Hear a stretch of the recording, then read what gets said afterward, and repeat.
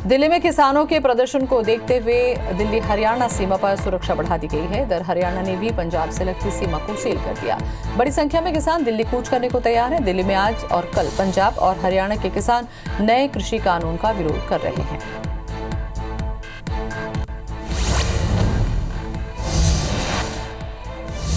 दो 2019 में release Malayalam film jallikattu को ऑस्कर में एंट्री मिल गई है। जल्लीकट्टू का निर्देशन लीजो जोस पेल्लिसेरी ने किया। इसके पहले इस फिल्म को टोरंटो अंतर्राष्ट्रीय फिल्म महोत्सव में भी जमकर तारीफ मिली।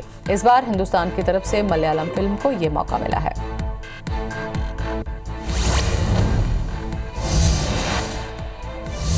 पहली बार डूबने से बचाने के लिए लक्ष्मी विलास बैंक का विदेशी बैंक में विलय हो रहा है। इस फैसले से लक्ष्मी विलास बैंक के 20 लाख डिपॉजिटर और 4,000 कर्मचारियों को राहत मिलेगी। लक्ष्मी विलास बैंक दूसरा बैंक है जिसे आरबीआई ने डूबने से बचाया। ग्राहक 25,000 से ज्यादा रकम भी निकाल पाएंगे।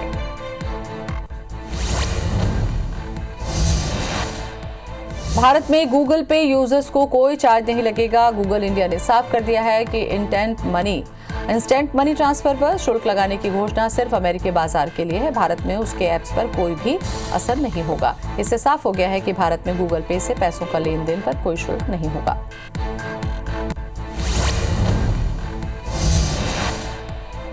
सर्वकालिक महान फुटबॉलर डिएगो माराडोना का दिल का दौरा पड़ने से निधन हो गया। उन्होंने 1976 में फुटबॉल की दुनिया में कदम रखा। इससे एक दशक के बाद उनकी कप्तानी में अर्जेंटीना ने 1986 का विश्व कप जीता। माराडोना ने खिलाड़ी से लेकर कोच तक का सफर तय किया। फुटबॉलर पेले ने कहा है कि उम्मीद है हम आसमान में साथ में फुटबॉल खेलेंगे।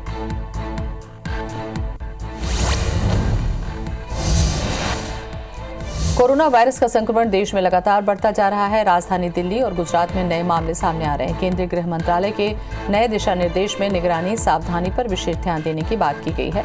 सरकार के दिशा निर्देश 1 दिसंबर से 31 दिसंबर तक लागू रहेंगे। इसमें कंटेनमेंट जोन में सख्ती जारी रहेगी।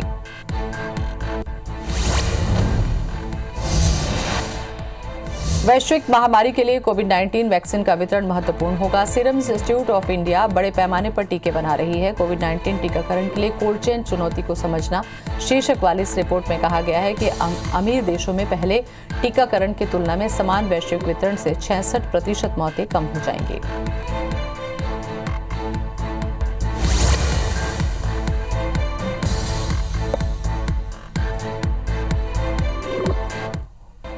मुंबई 26/11 आतंकी हमले की आज बरसी है। गृहमंत्री अमित शाह ने आतंकी हमले में जान गंवाने वाले लोगों को श्रद्धांजलि अर्पित की है। साथ ही उनके परिजनों के प्रति संवेदना व्यक्त की है। गृहमंत्री ने कहा, इन हमलों में आतंकियों का डटकर सामना करने वाले वीर सुरक्षा कर्मियों को कोटि कोटि नमन। ये राष्ट्र आपकी वीरता और बलिदान के प्रति सदैव कृतज्ञ रहेगा।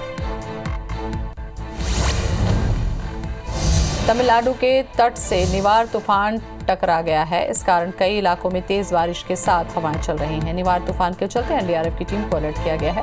छत्तीसगढ़ में भी तूफान के असर से बारिश की चेतावनी दी गई है।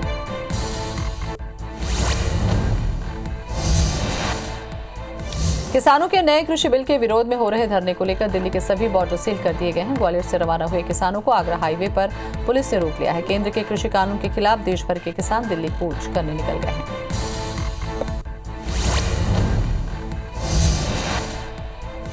सर्वकालिक महान फुटबॉलर डिएगो माराडोना का दिल का दौरा पड़ने से निधन हो गया। उन्होंने साल 1976 में फुटबॉल की दुनिया में कदम रखा था। इसके एक दशक बाद उनकी कप्तानी में अर्जेंटीना ने 1986 का विश्व कप जीता। माराडोना ने खिलाड़ी से लेकर कोच तक का सफर तय किया। फुटबॉलर पेले ने कहा कि उम्मीद है कि हम आसमान में साथ में फुटबॉल खेलेंगे।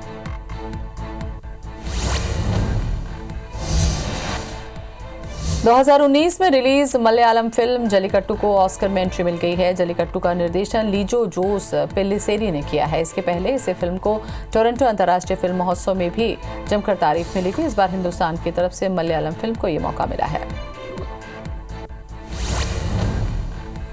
भारत में गूगल पे यूजर्स को कोई चार्ज नहीं लगेगा। गूगल इंडिया ने साफ कर दिया है कि इंस्टेंट मनी ट्रांसफर पर शुल्क लगाने की घोषणा सिर्फ अमेरिकी बाजार के लिए है। भारत में उसके ऐप पर इसका कोई असर नहीं होगा। इससे साफ हो गया है कि भारत में गूगल पे से पैसों के लेन देन पर कोई शुल्क नहीं लगेगा।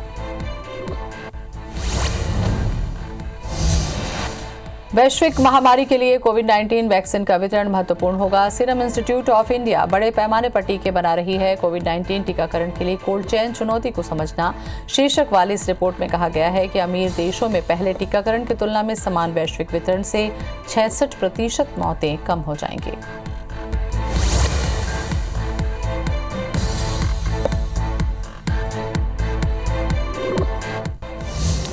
मुंबई 26/11 आतंकी हमले की आज बरसी है। गृहमंत्री अमित शाह ने आतंकी हमले में जान गंवाने वाले लोगों को श्रद्धांजलि अर्पित की, साथ ही उनके परिजनों के प्रति संवेदना व्यक्त की।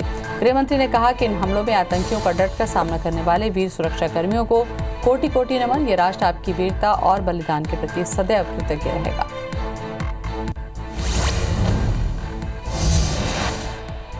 कोरोना संक्रमण के बीच छत्तीसगढ़ में 1 दिसंबर से मेडिकल कॉलेज खोले जा सकते हैं, क्योंकि केंद्रीय स्वास्थ्य मंत्रालय ने देश भर के सभी राज्य और केंद्र शासित प्रदेशों को 1 दिसंबर या उससे पहले मेडिकल कॉलेजों को फिर से खोलने के लिए कहा है।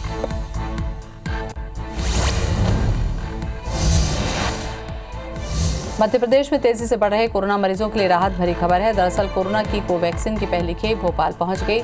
27 नवंबर को पहला डोज दिया जाएगा। बता दें कि यहां करीब 100 वॉलंटियर ने तीसरे चरण के क्लिनिकल ट्रायल में कोवैक्सीन का टीका लगवाने के लिए रजिस्ट्रेशन कराया है।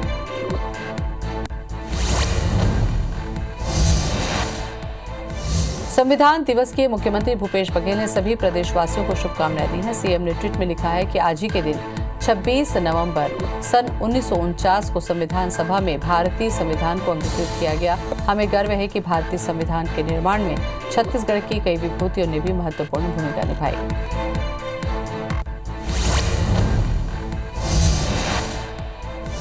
छिंदवाड़ा जिले के चौरई स्वास्थ्य केंद्र के पास मिले नवजात को जिला अस्पताल के एसएनसीयू वार्ड में 1 महीने बाद पीआईसीयू यूनिट में भेजा गया। पीआईसीयू में आने के बाद से ही यह नवजात डॉक्टर, नर्स, सफाई कर्मियों का दुलारा बन गया। प्रभारी डॉक्टर ने बताया रॉबिन 4 महीने का हो चुका है। अब उसे बाल कल्याण समिति को सौंपा जाएगा।